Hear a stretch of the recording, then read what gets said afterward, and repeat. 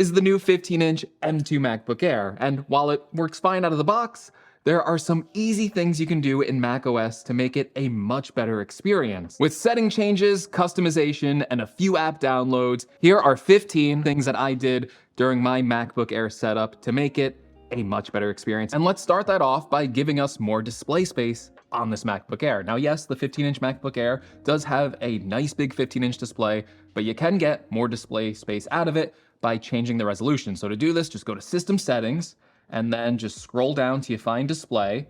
And then in Display, you're gonna see these options over here. So on the default, you can see that there's actually an option for more space. And if you click that, that's actually gonna scale everything down so you can get more room on the display. I feel like with the default setting, it just kind of scales things like just a little bit too big for windows and text. And if you do the more space option, you can actually see how much more that can expand the desktop so you can fit more apps on the screen and then see more information. Now, while you're in settings, there's a few other things you're gonna wanna set up, and one of those is hot corner. So to do this, just go right to desktop and dock, which is right next to display, scroll all the way down, and you're gonna see this option over here for hot corners. Click on that, and then you're gonna actually see some options over here. So by default, there's already a hot corner set up in the bottom right. You can try this right now on your Mac. Just take your mouse pointer and go all the way to the bottom right, and you're gonna see this window pop up for a quick note. So that's a really quick way to launch notes on the MacBook Air, and then you can start typing a note just like that. But you can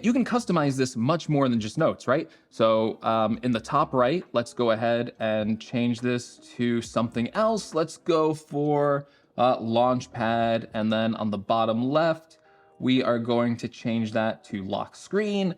And then on the top left, we are going to start the screensaver. So you can customize these for quick actions, and then all you do is, let's say you want to start the screensaver, we'll drag your mouse pointer to the top left, and that's gonna start the screensaver for macOS. If you go to the top right, that's gonna activate Launchpad. If you go to the bottom left now, that is going to lock our screen. So you can see these are just very quick actions that you can map to the corners of your Mac's display, and it's just a really quick way to access those shortcuts. Now, once you set that up, you're definitely gonna wanna go ahead and change your trackpad settings. Now, Apple said that they're kind of targeting this 15-inch MacBook towards Windows switchers. You actually might be a former Windows user if you're watching this video, and I think one area that could be confusing for Windows users is how you right-click on a Mac laptop. So normally, I think Windows users are used to right-clicking by just pressing the right side of the laptop trackpad. Now, for macOS by default, it's a two-finger click to access this right-click setting. But if you want to change that, you can. So just go to secondary click, and then you'll see you can actually change this to the bottom right corner or the bottom left corner, or turn it off. If you change it to the bottom left corner, I don't know what's wrong with you. That's kind of weird, but yes, I can understand as a Windows user why you might want to change it to the bottom right corner. And all you do now is press the trackpad in the bottom right. You don't have to use two fingers anymore, and you will access the right click. And then when you go over to press on the left side, you will just do a normal left click like you're used to. Another thing you're gonna wanna activate while you're here though is the more gesture setting. So obviously you can change all the options here for how the trackpad works. There's a ton of different options, but what I want you to do is go into more gestures, and you're gonna see there's a very useful one that's turned off by default. This is called App Expose. I have this turned on all of my Macs, and what you're gonna wanna do is you wanna switch this from off to swipe down with 3 fingers. I feel like that's the easiest way to activate this gesture. You can do 4 if you want, but 3 fingers works for me. And now let me show you what that does. Okay, so what this gesture does is you can see I have a bunch of Safari windows open, right? And they're very disorganized, and it's kind of like, okay, maybe I want to find the Twitter window. And at first glance, it's like, where's my Twitter window? Well, what you do is you take those 3 fingers, right? You swipe down on the trackpad, and look how it neatly organizes all of these Safari windows so you can quickly find what you're looking for. So I was looking for Twitter, I click Twitter, I can find that. I want to find the Apple website, I click on the Apple website, I can find it. Okay, another thing I always change right when I get a new Mac is the auto shut off time. I think by default it's set to like 2 minutes. It's way too quick. I hate when your Mac's on, all of a sudden you're looking at something, the display dims or turns off, and it's like, I don't like that. So to change this, go to lock screen, and you can already see I already changed this for this video because I need to make this video. I didn't want this shutting off. But yeah, by default, it is set to like 2 minutes right over here. If you just want to change that for, all these different options you have for when to start the screensaver when inactive, I like to set that for about an hour. when you turn off the display when the battery is active. Again, that's usually set to 2 minutes. So you can set that to, even if it's like a little increment, if you want to say battery life, you can set it to 10 minutes, right? Like at 10 minutes you walk away, the display turns off. I think that's fine, but I like to set it for a longer time. I like to be in control of my Mac's display. And then again, if you're on the power adapter, maybe you never want the display to turn off, so you can set that to never. So I like changing this. I don't like the display auto shutting off. And again, I think that you should change it too. Speaking of battery, I like to keep a good eye on my battery, and these new Apple Silicon Macs have great battery life, but still, I like to see the percentage in my menu bar. Now, by default, it doesn't show the percentage. Of course, if you click on it, you'll see the percentage, and I know you're thinking, oh, if I want to see the percentage, just go into battery settings, right? It's right there, right? It's labeled right there. Well, you go to battery settings, where's the battery percentage? You can't change it, right? It's like, oh, wait, you can't see the battery percentage on Mac? You can, it's just in a different area. I don't know why it's not in the battery settings. It's kind of confusing. You actually have to go over to Control Center in the Settings app, and then you're gonna wanna scroll down to the battery settings, and then you're going to see Show Percentage. Just click that on, and there it is. You can now see the percentage of your battery in the macOS menu bar. Apple, change that to the battery settings. Come on, it makes more sense to me, right?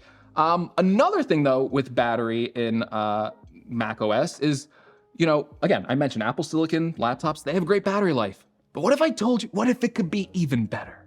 What if your life could be even better, right? So you always want it better. Well, let's be honest, a lot of people do not need to utilize the full power of Apple Silicon. If you're just using basic tasks and you want the longest battery life out of this MacBook, as possible, like you're going on like a 20-hour plane ride and you want to make sure it lasts through the whole plane ride without having to plug it in or whatever, you can actually extend the battery life on your Mac. All you have to do is click on this battery icon, go to battery settings this time, this is where you go, and now you see the option for low power mode. So turning this on will actually extend the battery life of your MacBook. Again, this is rated for 18 hours of video playback. The MacBook Air has tremendous battery life, but setting this on to low power mode will extend it even more. Now, you can set this to always be on low power mode. You can set it to only when you're on battery life. So if this is off the charger, right, you'd be on low power mode. Or you can set it to only on power adapter, which doesn't make sense. Why would you need low power when you're on a power adapter? I guess Apple's just giving you the option. So if you want, to put on low power mode, you have that option in macOS. Now again, this is the 15-inch MacBook Air, right? We got this big, beautiful screen. We talked about how to save display space by changing the resolution, but again, we are still working with limited display space. Even though it is a bigger 15-inch display, it's not like a big 27-inch external monitor. So you want to save as much display space all the time as possible. And you'll notice down here, this dock actually takes up a lot of the display area. Now, yes, you can go over here to the dock. You see this little bar over here? You can click on that and drag it down to really shrink the dock to save area. But, that makes it really small. It's kind of hard to see. You kind of want it somewhere in the middle here. But the best way to save display space is to actually just go into the dock settings. So just go over here and tap on Desktop and Dock. Then what you're gonna want to do is you're going to want to enable this option, automatically hide and show the dock. This is very useful on laptops. So you go ahead and you click that and you'll notice the dock is now gone. We now have the full display space of the Mac to use. And if we want to see the dock, just bring the mouse pointer down and the dock will auto launch. You bring the mouse pointer away, the dock will hide again. So you go ahead and open up Safari.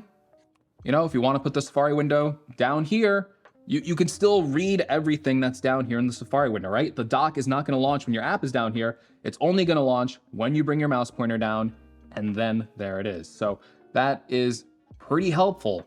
Another thing though with that dock is you might want to change the position. Now, listen, I like the dock on the bottom. I think that's, I think it looks aesthetically the best on macOS being on the bottom, and that's where I'm used to the dock being. But I know a lot of people like to change it. Maybe they're used to other systems, maybe they're used to the way something else works. So you can change the position of the dock on screen. Let's go ahead and do that. So in that same area, you're gonna see position on screen. It's set to bottom, but you can set it to the right, or you can set it to the left. Now let me actually take off the auto hide dock so you can see that. So there's left, there's right, there's bottom, and also, let's go ahead and put it back to the left.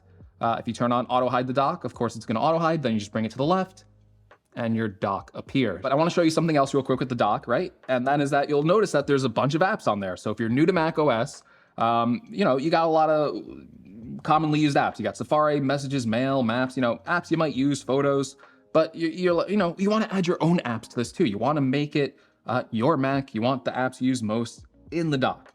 And it's really simple to do this. Now, the way I like to do this is actually You just take 4 fingers and you swipe on the trackpad like this, kind of like you're pinching all your fingers together. And that's gonna bring up all the apps on your Mac. This is called Launchpad, right? And we mapped that to the hot corner before. So if you did the same hot corner as me, you go to the top right, you get to the Launchpad. It's kind of like iOS, where these are all the apps that are available on your Mac. Of course, you can find them in the Finder, but I like to do it this way. I feel like it's very easy to see what's available on your Mac. And then to add apps to the dock, what you do is you just click on it, drag it, and position it in the dock. And you can do this for your favorite apps, so they are always available in the dock. And then, of course, when you want to launch them, you just press it, and they quickly launch. And yeah, that's all you need to know about the macOS dock, right? Now, you know what? I've been doing this tutorial, and this default wallpaper, it's nice, right? This is the default wallpaper for macOS Ventura, but the marketing images for the MacBook Air had a different wallpaper. I want to change this, and you should, right? You're gonna want to customize macOS with your own wallpapers. So how do you do that? Well, all you have to do is click on the apple in the top left, right? Go again to System Settings, and you're gonna, scroll down, and you're gonna see this option for wallpaper. You're gonna click on wallpaper, and look at this. All these different wallpapers are available. There's a ton built into the system for macOS. Some of them you do have to download, but there's a ton built in that you can change it to. And you can even find the MacBook Air marketing wallpapers right here. They're all available for you to use. So that's the way to change your wallpaper in macOS. Now, but maybe you don't like Apple's default wallpapers. What if you want to use your own? Well, all you have to do is take an image you like. I already downloaded one, right? So let's go to the downloads. And we're gonna drag this to the desktop to make it a little easier. So this is the wallpaper I wanna use, and we're going to right click that. And then we are going to just scroll down and put set as desktop picture. So you press set as desktop picture, and now this is the wallpaper that will display on your Mac. And as someone that saves things to the desktop, I like to use a feature called stacks. So to organize this very quickly, all you have to do is go into View right over here, and you're gonna see the option to use stacks. So hit use stacks, and look at that. It automatically categorizes everything for you right on the Mac desktop. So now you can see all my images are here. I click on images, it expands to show me my images. I go over here to movies, and when I click on it, it's gonna expand, show me all my movies. When I click on screenshots, it's gonna expand, show me all my screenshots. Now, stacks, of course, can be grouped in different ways. So if you go to View, you go to Group Stacks, you can organize these by kind, which is how I have it. You can have it by date last opened, date added, date modified, date created. Or if you're a little bit organized and you make your own tags, you can actually tag everything and then organize it by those tags. But again, I'm doing a video, right? And I like having a clean desktop when I'm showing a video because I don't want people to be distracted by my icons. Maybe there's like a weird picture in here that I don't want people to see, What is that? Like, people are looking at that going, there's a guy with sunglasses, that's weird. So I don't want people to see that. So another thing that I always recommend for people setting up macOS is to download this free app called Hidden Me. And you're gonna see there's a nice little arrow that points right to the top of the menu bar. And now when I wanna hide all my desktop icons, I just go over here and hit hide desktop icons. And look, they all vanish. They're all gone. You can clean up your desktop really quickly this way. If you want to show them again though, just click on that and hit show desktop icons. They're all back to where they were. So it just quickly hides your desktop icons. And especially if you have a cluttered workspace, sometimes even stacks can't save this. It is really nice to activate that. You can see your full desktop wallpaper, and you aren't as distracted from staring at a bunch of messy icons on your desktop. Another thing you're going to want to do to give further customization to your macOS desktop is to create your own custom folders. So obviously you can see we have a folder right here with the default folder icon, but let's go ahead and actually make a new folder so we can change that. So basically what you're going to want to do is right click and then hit new folder to make a new folder. You probably know how to do that, right? And let's go ahead and just name this test folder. And then what you're going to want to do again is right click on that folder, this time hit get info. And let's go ahead and drag this window over here. And now you're gonna wanna take an image that you have that you wanna change the folder icon to. So a transparent PNG file works the best, so it gives it like a really cool look. And I have one of those right here. Let's go ahead and take the Apple logo with the 6 colors on it. We're gonna take that and just drag it right over here to this folder there. Let's do that one more time. Let's hit new folder. We're just gonna call this Greg's Gadgets. And we're gonna go hit get info. And then we're gonna take the Greg's Gadgets logo right over here, We're gonna drag that into the folder. And bam, now we got a Greg's Gadgets folder. This is a handy way to organize the desktop so you can spot folders very quickly, and also, it just looks really cool. People will ask, how did you do that?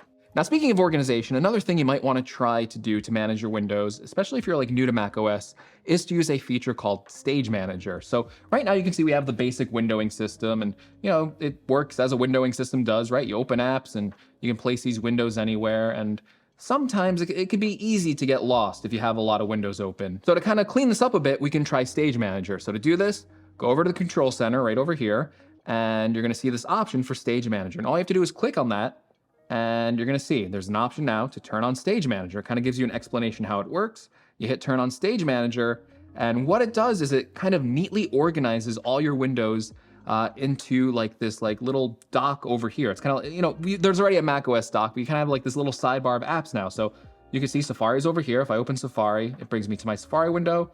If I click on podcasts, it's gonna bring the podcast forward. You click on the Pages app, it's gonna bring Pages forward.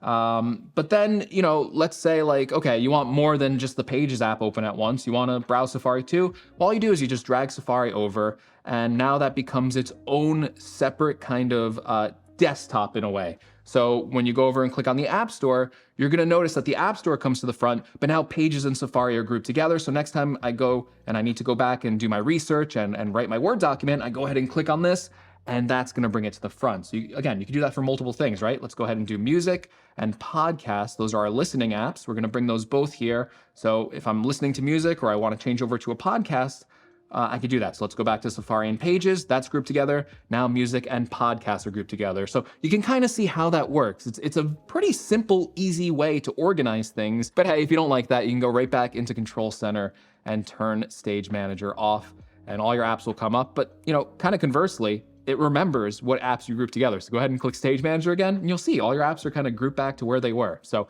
it's a very handy way. So maybe you can use it periodically to kind of stay organized. All right, I have one more setting you're gonna wanna change, but listen, if you're watching this right now as this video is released, this feature might not be available to you yet because it's technically in a beta for the new macOS Sonoma.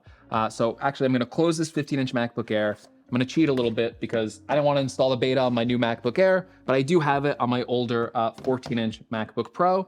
And I'm gonna show you this new feature that's gonna be available for free when macOS Sonoma launches later this fall. So you can see the desktop in macOS Sonoma looks very similar to what we just had on the older version of macOS Ventura. But look, now when you go over to this area over here, you're gonna see a new option for widgets. You're gonna hit Edit Widgets, and now you're going to see all these widgets that are available, and they can even pull from your iPhone. This Airalo app I have over here is a widget for my iPhone. Audible is a widget for my iPhone. Chipotle is a widget for my iPhone. Look, I just outed myself as someone that eats Chipotle. So basically you have all these widgets now, and what you can do is you can actually just take these directly and drag them to the desktop, and you can load up the desktop now with these widgets. Let's go ahead and add a ton of them. All right, and you can see I have a bunch of widgets now on the desktop. So basically, by default, you can kind of snap them really nicely together, but it's macOS, so you can actually just put these anywhere you want. You don't have to have them in that nice grid view. If you want to put them in the middle of all your folders and stuff, those will reorganize around them. If you want to place them in just like a random area over here, you can do that too. But yeah, if you, scatter them about like this, you can see, macOS gives you that freedom. Now, if you want it to look nice and neat, you can, of course, drag them close together, and then they will automatically snap into this nicer, more organized view, so it doesn't look like a complete mess. But again, that's kind of up to you on how you want to organize these widgets. Again, I'll reiterate, this is a feature in macOS Sonoma. People watching this video are probably running macOS Ventura. This is in a beta now, a developer beta. I do not recommend installing the beta. But this will be a free feature to anyone who can update to macOS Sonoma, which is owners of this 15-inch MacBook Air in the fall. And I wanted to make sure I included it in this video because I think this is going to be a customization tip that a lot of people are going to use. And it does look pretty nice on macOS having these iOS widgets. I think it actually fits quite nicely. So that is the features and settings that you should change right away when you get a new MacBook, particularly the new 15-inch MacBook Air. Hopefully you found this video helpful. If you did, make sure you give me a like. I put a lot of time organizing these settings and tips, so if you really appreciated it, make sure you subscribe to the channel. The channel's so close to 300,000, which is kind of crazy, so yeah, a subscription would be really much appreciated. And if you made it this far in the video, well, thank you so much. I think it actually turned out to be a long video, even though I said it was going to be a quick freeze. So if you made it this far, hey, let me know what your favorite tip was or setting change, and thank you again for watching. And hey, I'll catch you in the next one.